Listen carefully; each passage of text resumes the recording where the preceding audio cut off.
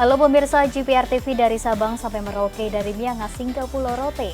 Bertemu kembali dengan saya Andrea Ratri dalam program Kominfo Newsroom.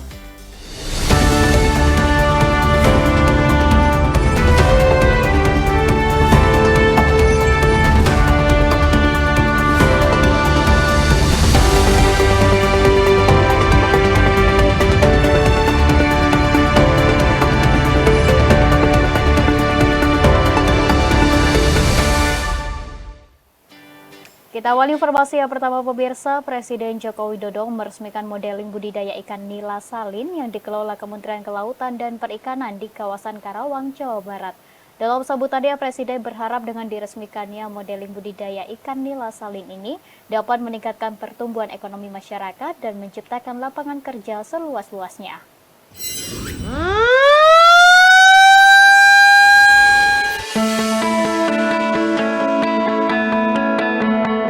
Presiden Joko Widodo meresmikan model kawasan tambak budidaya ikan nila salin di Balai Layanan Usaha Produksi Perikanan Budidaya Desa Pusaka Jaya Utara, Kabupaten Karawang, Provinsi Jawa Barat pada Rabu 8 Mei 2024. Dalam sambutannya, Presiden menyoroti potensi besar tambak yang telah lama tidak dimanfaatkan di sepanjang pantai utara Jawa dan memanfaatkan potensi tersebut dengan mengalihfungsikan tambak udang yang sudah tidak produktif menjadi tambak ikan nila. Presiden juga mengapresiasi langkah Kementerian Kelautan dan Perikanan yang terlebih dahulu membuat model untuk mengetahui manfaat yang akan dihasilkan. Dengan meraup anggaran sekitar 13 triliun rupiah, Presiden optimis bahwa anggaran tersebut dapat memberikan kontribusi signifikan dalam menggerakkan ekonomi lokal dan menciptakan lapangan pekerjaan yang luas untuk kesejahteraan masyarakat setempat. Saya kira akan mengangkut tenaga kerja yang sangat gede sekali, membuka lapangan kerja yang sangat besar sekali. Saya kira 13 triliun bukan uang yang banyak. Hingga nanti akan kita lihat ini dulu, kemudian kalau memang sangat visible, ya akan saya siapkan di APBN 2025, 2026, dan saya akan bisikin pada pemerintah baru, pada presiden terpilih agar mimpi besar ini betul-betul bisa direalisasikan.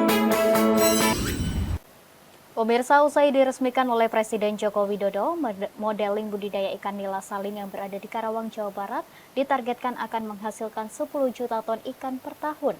Target ini rencananya akan diiringi dengan perluasan lahan tambak hingga 150 hektar dari sebelumnya yang hanya 83 hektar.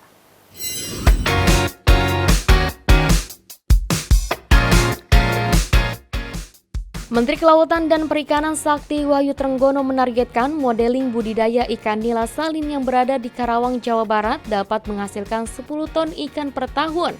Dengan siklus panennya memakan waktu hingga 8 bulan. Trenggono menuturkan target panen 10.000 ton ini akan diiringi dengan rencana perluasan lahan tambak dari seluas 83 hektar menjadi 150 hektar di kawasan Karawang.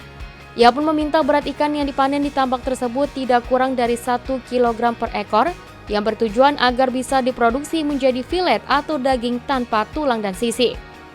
Di sisi lain, pihaknya akan memanfaatkan potensi lahan tambak seluas 78.000 hektar di kawasan Pantura menjadi tambak nilai salin yang diprediksi mampu memproduksi 4 juta ton ikan nila salin per siklus. Untuk itu, pemerintah akan mengajak para pelaku industri untuk bekerja sama memanfaatkan hasil panen ikan nila salin. Sebab saat ini tambak ikan nila salin banyak dikelola skala kecil dengan hasil panen sekitar 1,3 juta ton, dengan 90% dari hasil panen tersebut dialokasikan untuk kepentingan lokal. Dan sekarang dengan modeling nila salin ini kami berharap 78.000 ini kita garap. Kalau ini kita selesaikan terus, maka jumlah yang bisa kita produksi tidak kurang dari 4 juta ton per tahun yang bisa kita produksi, dan tentu ini akan menjadi nilai ekonomi yang sangat tinggi untuk kepentingan ekonomi ke depan. Usai meninjau fluktuasi harga pangan di Pasar Baru Karawang, Jawa Barat, Presiden menyampaikan pemerintah sudah mengantisipasi dampak musim kemarau dengan membangun sumur pompa di sejumlah titik krusial lahan pertanian. Pembuatan sumur pompa sebagai langkah mitigasi untuk mencegah kekeringan yang berpotensi menyebabkan gagal panen. Menghadapi musim kemarau yang melanda di beberapa wilayah di Indonesia, Presiden Joko Widodo menyampaikan bahwa pemerintah telah mengantisipasi hal tersebut dengan membangun sumur-sumur pompa di sejumlah titik krusial lahan pertanian sebagai langkah mitigasi untuk mencegah kekeringan yang berpotensi menyebabkan gagal panen. Dalam keterangan persnya, Presiden mengatakan pembuatan sumur pompa difokuskan pada titik-titik yang berkaitan dengan pertanian dan lahan tanam padi, yang mana pembuatannya sudah dimulai oleh dua kementerian yakni Kementerian PUPR dan Kementerian Pertanian. Untuk kemarau ini kita telah mengantisipasi dengan membuat sumur-sumur pompa di titik-titik yang kemungkinan sudah kita hitung akan kekurangan air, terutama di titik-titik yang berkaitan dengan pertanian, dengan beras. Sudah dimulai oleh Kementerian Pertanian dan Kementerian PU. Adapun terkait dengan ketersediaan beras, Presiden mengklaim bahwa stok beras di gudang Badan Urusan Logistik sudah cukup dengan stok saat ini mencapai 1,6 juta ton, di mana jumlah ini mengalami peningkatan dari persediaan sebelumnya yang hanya berkisar 1,2 juta ton hingga 900.000 ton saja. Kita beralih ke informasi lainnya pemirsa. Presiden Joko Widodo memastikan izin ekspor konsentrat tembaga oleh PT Freeport Indonesia akan diperpanjang. Perpanjangan ini menyusul adanya pembangunan smelter yang dibuat PT Freeport dalam mendukung hilirisasi dalam negeri.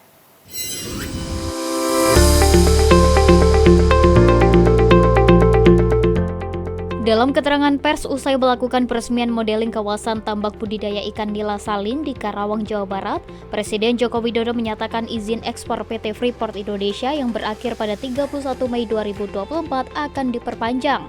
Perpanjangan tersebut tidak terlepas dari kinerja Freeport dalam membangun smelter. Meski belum mengungkapkan perpanjangan sampai berapa lama, namun sebelumnya pemberian relaksasi ekspor konsentrat tembaga sudah diberikan kepada Freeport dan Aman Mineral untuk menghargai pembangunan smelter yang telah dibuat guna mendukung hilirisasi. Ya terus dong, tetap diperpanjang. Hanya kita ini masih berhitung mengenai dikenakan berapa. Tapi yang patut juga kita hargai, Freeport maupun Aman itu telah membangun smelter dan sudah selesai hampir 100%. Presiden menambahkan pemerintah terus memantau progres pembangunan smelter. Untuk izin relaksasi ekspor konsentrat tembaga berada di ranah Menteri Perdagangan. Ya nanti urusannya Pak Menteri Perdagangan, tapi saya kira dengan selesainya smelter itu menunjukkan keinginan kuat mereka untuk hilirisasi, untuk downstreaming di dalam negeri. Saya kira itu bagus sekali dan itu harus dihargai loh ya. Sebagaimana diketahui, Indonesia melarang ekspor mineral mentah termasuk tembaga per Juni 2023. Pemberian relaksasi ekspor hanya berlaku untuk perusahaan dengan progres pembangunan smelter di atas 50% per Januari 2023. Pemirsa, kami akan kembali dengan informasi lainnya, tetaplah di Kominfo Newsroom.